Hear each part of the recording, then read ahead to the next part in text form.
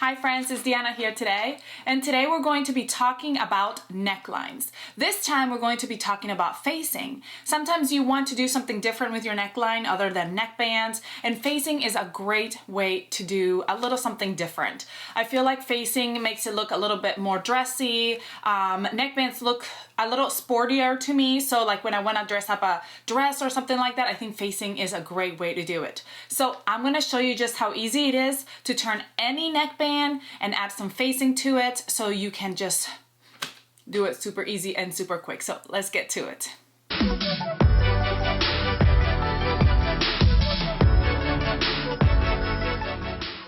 Alright friends, today I'm working with the 90s dress pattern. This is a pattern that's got, usually you do lining on it, but I just want to do facing because I don't want to double it. But you can actually do this to any pattern that you want to use. So the first thing I'm going to do is I'm going to measure 2 inches down from the neckline into the pattern itself and go on the edge, on the fold edge, and also on the shoulder. And then I'm going to go ahead and trace that neckline to my new pattern piece, quote unquote. Okay, so you can either do that or you can go ahead and cut, you know, a little pattern piece out of here. You might not want to do that. So now I'm going to go ahead and measure the 2 inches here from this pattern piece. So I'm measuring, I drew my line with my neckline, and now I'm measuring the 2 inches. So you can see right here, and then now I'm just gonna match them up. You can use a curved ruler or a curved edge ruler or something like that to trace those lines. It really doesn't matter because this bottom piece is gonna go on the inside. You won't be able to see it. The part that matters is the top line, which is your neckline. And honestly, obviously this is for the fold. Now, if you don't have a pattern on the fold, then you can just keep going and draw your neckline all the way out and do your 2 inches. That's really all you gotta do. And this was the front. So I'm gonna write front right on it so I don't forget. And I'm gonna do the exact same thing with my back. I'm gonna drop my neckline. Oop. This is my back neckline, which is a little bit smaller. I'm gonna go my 2 inches.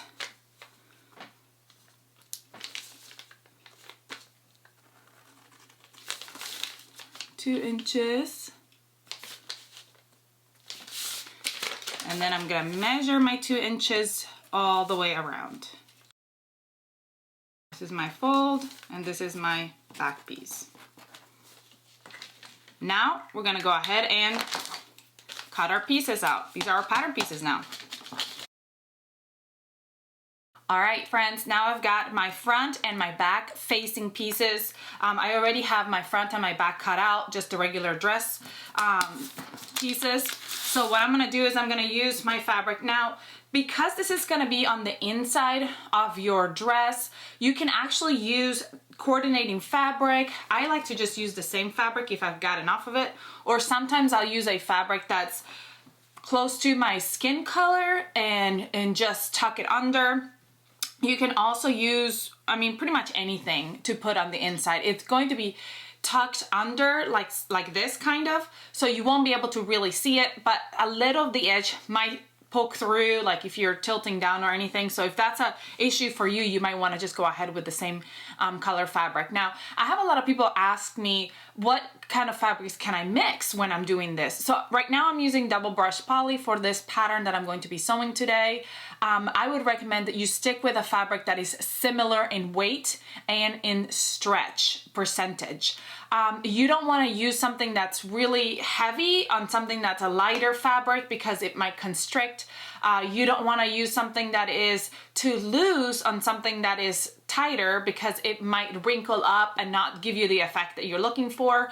If anything, you want to go with something lighter for the facing and then your outer piece if you're like, oh, I don't really have anything that will work.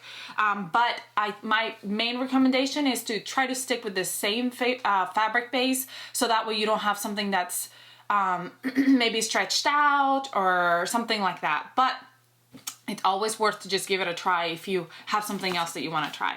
So now I'm going to go ahead and grab my pieces, and all I'm doing is I'm just tracing those pieces onto my fabric. And I'm just going to be cutting out my two facings, my front and my back facing.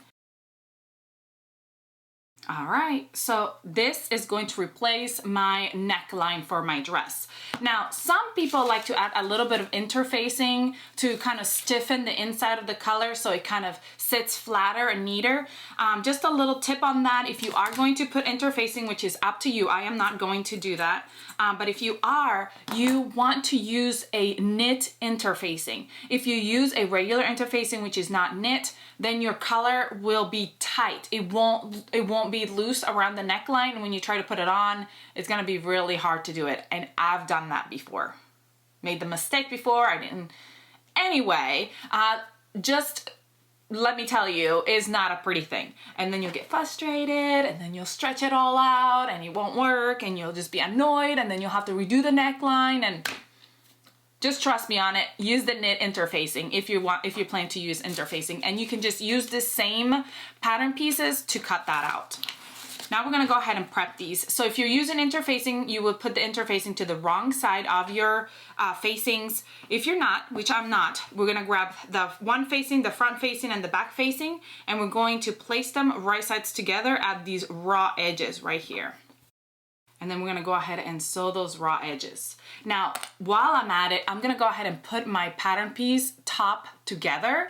Again, any pattern piece top, so you would go with your pattern or your dress or whatever, and you would go ahead and sew up the top, and this will come in once you're gonna be working on your neckband. So I'm gonna go do all that, prep my pattern, do everything, sew these two up, and then we'll come back and we'll attach it, and we'll be done. I'm gonna show you, just super simple, super quick. All right, so now I've got my bodice, my shoulder seams are sewn together, so I've got my neckline right here, is right here. We're gonna go ahead and grab our facing, and we're gonna match up. Now, our facing should be exactly the same size as our neckline because we made it from our neckline pattern. So then what you do is you match up your shoulder seams, and then match up, well, both shoulder seams, and then we're gonna match up all the way around. Sometimes I like to nest my shoulder seams, which means that one shoulder seam is going one way and the other one's going the other way, so they kind of interlock right there. It makes it less bulky and makes it look nicer, I guess. So I'm gonna go ahead and clip or pin my neckline all the way around those raw edges, right sides together. All right, once that's clipped, we're gonna go ahead and sew it on. Now, what's really important on this step is that you use a stretch stitch, whatever that may mean to you, a serger or a zigzag stitch, a lightning bolt stitch, whatever kind of stitch you use that is a stretch stitch, because this is going to go over your head. You need to have it a little bit stretched, unless it's a, you know, like a boat neck or something like that, that's off the a little bit off the shoulder or something, and your head can fit loosely, then you can use a different kind of stitch. But if it's gonna be something that's gonna stretch over your head as you're putting it on, you need to make sure that there is some stretch to your stitches, or they will pop and it will not be fun. So I'm gonna go ahead and I'm going to be using my serger for this step, but you can use a sewing machine. Sometimes some people like to use a sewing machine instead of a serger, because once you sew with the sewing machine with a stretch stitch, you can clip some of the bulk out of the seams to make them a little bit thinner, so when you flip it down, it's not as thick. I never find to have an issue. I never seem to have an issue when I do it with my serger, so I just go for it with my serger. But this is completely up to you. So we're gonna go sew that up, and then I'm gonna show you just how easy it comes together. All right, friends, our facing is on. Now all we gotta do is tuck it in, give it a really, really good steam, and now to tack it down. Now we have a couple of options on how to tack it down. You can go ahead and top stitch it, give it a good top stitch all the way around, just a little thin top stitch. You're gonna have to do a stretch stitch, whatever kind of top stitching you wanna do. I don't prefer that method because when I do facing, I want it to be nice and smooth and clear of lines. So that's why I don't usually top stitch, but it is up to you. If you want to, you can do that. that's perfectly fine. Another thing you can do is you can steam your seam allowance towards the back facing, and then you can understitch, which means you just do a little small stitch right attaching your facing to your seam allowance, to the seam allowance, and then that keeps it down, tacked down. I also don't love understitching. I don't know why, there's no reason. I just have never really loved it. What I like to do, what I prefer to do, now that's what I prefer. Obviously you can do it completely different, whatever you want to do. I like to do a tacking stitch right here at the shoulder seams. So I'll go right at those shoulder seams in between that seam right there, and that tacks it down. Because it is a 2-inch facing, I don't usually have an issue with it sticking out, coming up, or anything like that once I tuck it in for the day. And just the shoulder seams tacked down seems to do the job for me. But this is, obviously it's up to you what you want to do. If you want to understitch and trim it, you can do that. If you want to top stitch it and trim the facing, the rest of the facing, you can do that. That is up to you. But that's it. We are done with this facing. How easy was it to create the facing, and how cute does that look? I'm going to go ahead and finish my 90s dress and tack those shoulders down, and then come back and show you the finished results so you can see how it looks on. All right, friends, we are done. I finished my dress. I think it looks great. I love the hack on the neckline. I think it makes it look super, super cute, and it was super simple. What do you think? Do you think it was super simple?